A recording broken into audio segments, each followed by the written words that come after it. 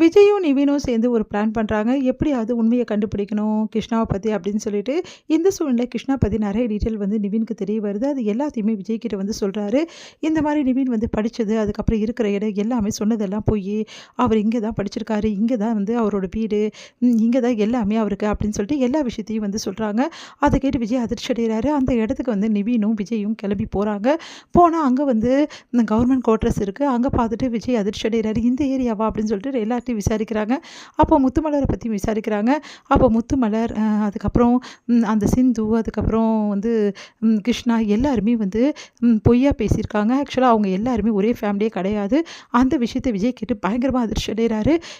நிவின் வந்து என்னங்க இது இப்படி ஏமாத்திருக்காங்க அப்படின்னு சொல்லிட்டு எனக்கு அப்பவே சந்தேகம் இருந்தது இவங்க மேல. ஆனா குமரன் வந்து சொன்னதால தான் நான் நம்பினேன். குமரன் சொல்லலைன்னா நான் கண்டிப்பா நம்பியிருக்க மாட்டேன் அப்படின்னு சொல்லிட்டு விஜய் வந்து சொல்றாரு. எனக்கும் அண்ணன் சொன்னோன்னு தான் நான் நம்பினேன். இல்ல நான் ஏன் நம்ப போறேன்?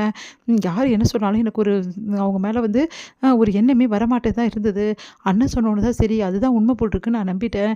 சரி இந்த விஷயம் இந்த மாரி இருக்கும்போது எப்படி குமரன் பிரதர் வந்து இப்படி சொன்னாரு? அப்படின்னு சொல்லிட்டு யோசிக்கிறாங்க. அப்போ குமரன் பிரதருக்கு ஏதாவது ஆபத்து ஏற்பட்டுருக்குமோ? அவர வந்து அப்படின்னு சொல்லிட்டு அப்படியே யோசிக்கிறாங்க. முதல்ல குமரன் ப்ரோவ கண்டுபிடிச்சா தான் இந்த பிரச்சனைக்கெல்லாம் தீர்வே கிடைக்கும். இவங்க ஏன் நடிக்க வந்திருக்காங்க? இவங்கள யார் அனுப்புறது? எல்லா விஷயமும் வந்து குமரன் கிட்ட மட்டும் தான் இருக்கு. குமரன் எங்க இருக்காருன்னு முதல்ல நம்ம கண்டுபிடிச்சாகணும். போலீஸ்ல கம்ப்ளைண்ட் பண்ணீங்களே விஜய் என்ன ஆச்சு? அப்படின்னோடனே ஒரு நிமிஷம் இருங்க அப்படின்னு சொல்லிட்டு போலீஸ்க்கு கால் பண்ணி கேட்குறாங்க. அவங்க கண்டுபிடிக்க சொல்லி சார் கடைசியாக அவர் இந்த இடத்துல தான் இருந்திருக்காரு. அதுக்கப்புறம் அவரோட ஃபோனோட சிக்னல் கிடைக்கல எங்களுக்கு அப்படின்னு சொன்னோன்னே இந்த இடமா அப்படின்னு சொல்லிட்டு அதிர்ச்சி அடைகிறாங்க. அப்போது அவர் சென்னைக்கு தான் வந்திருக்காரு. சென்னைக்கு வந்தவர் ஏன் வீட்டுக்கு வரல? அப்போது சென்னையில் இந்த இடத்துல தான் அவர் இருந்திருக்காரு. அப்போ இந்த இடத்துலேருந்து ஏதாவது ஒரு சிசிடிவி ஃபுட்டேஜ் ஏதாவது கிடச்சிச்சுன்னா கண்டிப்பாக நம்ம வந்து குமரன் பிரதரை வந்து கண்டுபிடிக்கலாம் அப்படின்னு சொல்லிட்டு 2 பேரும் கிளம்பி போகிறாங்க. அந்த ஏரியாவில் இருக்க அந்த கொஞ்ச நாளைக்கு முன்னாடி இருக்க சிசிடிவி ஃபுட்டேஜ் எல்லாமே வந்து செக் பண்ணுறதுக்காக எல்லா கடையும் போய் பார்க்குறாங்க. அப்போ ஒரு சில விஷயங்கள் வந்து அவங்களுக்கு தெரிய வருது. இந்த மாதிரி இந்த இடத்துல தான் சிசிடிவி ஃபுட்டேஜ் இருக்குது, இங்கே பார்க்கலாம் அப்படின்னு சொல்லிட்டு ஒன்று ஒன்றா பார்க்க ஆரம்பிக்கிறாங்க. அப்போது நிறைய சிசிடிவி ஃபுட்டேஜில் ஒன்றுமே தெரியல. அதுக்கப்புறம் வந்து ஒருத்தர் கிட்ட இருக்க சிசிடிவி ஃபுட்டேஜில் தெளிவாக தெரியுது குமரன் வந்து இறங்குனது. அதுக்கப்புறம் வந்து அவர் பஸ் ஏற வந்தது அப்படின்னு தெரியுது. யாரோ அவர்கிட்ட நின்று பேசிகிட்டு இருக்காங்க. அது யாருன்னு பார்த்துட்ருக்காங்க. இவங்க 2 பேருமே என்ன சரியாகவே தெரியல யாராக இருக்கும் அது சொல்லிட்டு அப்படியே ஜூம் பண்ணி பார்க்குறாங்க. அப்போ தான் தெரிய வருது அவர்கிட்ட நின்று பேசினது ராகவ். ராகவ் பார்த்தோன்னா அதிர்ச்சி அடைகிறார். ராகவ் ஏன் வந்து பேசுகிறாங்க அண்ணன்கிட்ட அப்படின்னு சொல்லிட்டு அப்படியே பார்க்குறாங்க. ராகவ் வந்து தான் இந்த விஷயத்துக்கு எல்லாத்துக்கும் காரணம். ராகவ் வந்து குமரனை எங்கேயோ கூட்டிகிட்டு போகிறான். எங்கே கூட்டிகிட்டு போகிறான்? அதுக்கப்புறம் எங்கே போனாங்க இவங்க அப்படின்னு சொல்லிட்டு எல்லாத்தையும் பார்க்குறாங்க. பார்த்தா அவங்க 2 பேரும் தூரமாக போயிட்டோன்னா அதுக்கப்புறம் ஒரு வண்டியில் ஏறி போகிறாங்க.